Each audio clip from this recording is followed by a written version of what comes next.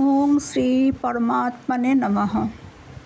সকলকে শ্রদ্ধা, ভালোবাসা এবং আন্তরিক প্রণাম জানিয়ে আজকে আমরা শ্রীমৎ শুদ্ধানন্দ ব্রহ্মচারী গ্রন্থ থেকে পাঠ করছি।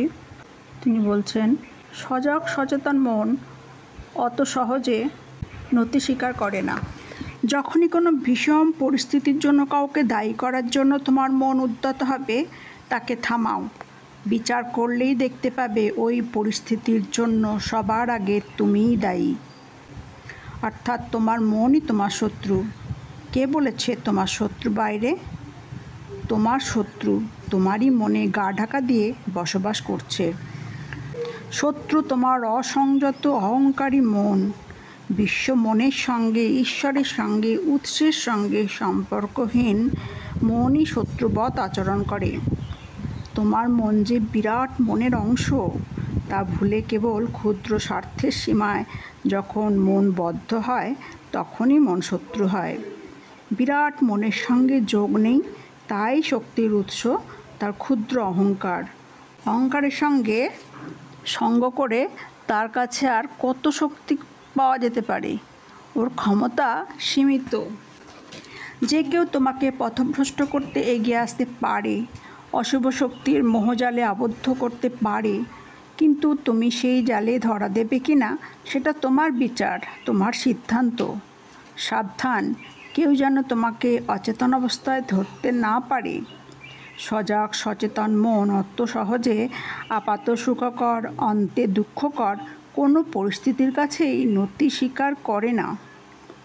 দেখা, শোনা, চলা ফেরা সব দৈনন্দিন কর্মের মধ্যেই প্রকৃত দ্রষ্টার, শ্রোতার অস্তিত্বকে না ভুললেই তুমি জাগ্রত চেতনায় আছো। এটি অভ্যাস সাপেক্ষ। চলার সময় অচেতনভাবে যন্ত্রবৎ চলতে পারো। আবার কে চলছে? শরীর। ওই ভাব নিয়ে চলারূপ কর্মকে দেখলে দেখবে তোমার শরীরটাই চলছে, তুমি জানছো মাত্র। এই মুহূর্তে পরারূপ কর্ম হচ্ছে। সচেতনভাবে পড়লে বুঝবে পড়া হচ্ছে, তুমি কেবল জানছো।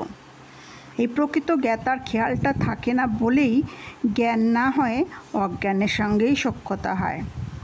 চেষ্টা করতে হবে আত্মবিস্তৃত না হয়ে তুমি যে শরীর নও, মন নও, এইসব কিছুর থেকে স্বতন্ত্র সাক্ষী, দ্রষ্টা, সেটাকে স্মরণ রাখার অভ্যাস করতে হবে। ওটাই জেগে থাকার চেষ্টা। জাগ্রত চেতনা, অর্থাৎ যিনি তোমারই হৃদয়ে নিত্য জাগ্রত, তার সঙ্গে মনটাকে যুক্ত রাখা। জানবে এই জগতের এক অলঙ্ঘনীয় নিয়ম আছে, তুমি যা দেবে তাই ফিরে পাবে, যা দাও তাই পাও। যদি অন্যকে নেতিবাচক চিন্তা বা অপ্রীতিকর বেদনা দাও, তুমি দেখবে আস্তে আস্তে তোমার ভেতরে নেতিবাচক চিন্তা বাসা বাঁধছে, দুঃখ পাচ্ছ নানান মানুষের মাধ্যমে। আবার ভালোবাসা, ইতিবাচক কথা, ঈশ্বরে ভক্তি, বিশ্বাস, আত্মবিশ্বাসকে জাগিয়ে দাও অন্যের মধ্যে, দেখবে ঈশ্বরের প্রতি তোমার অনুরাগ বেড়েই চলেছে, তোমার আত্মবিশ্বাস উত্তরোত্তর বৃদ্ধি পাচ্ছে। কোনো অবস্থার মধ্যেই মনের সঙ্গে তাই প্রতারণা নয়, সখ্যতা করতে হবে, তবেই দ্বার খুলবে শান্তিধামের। সকলে সুস্থ থাকুন, ভালো থাকুন, এই প্রার্থনা করে আজকের ভিডিও শেষ করলাম।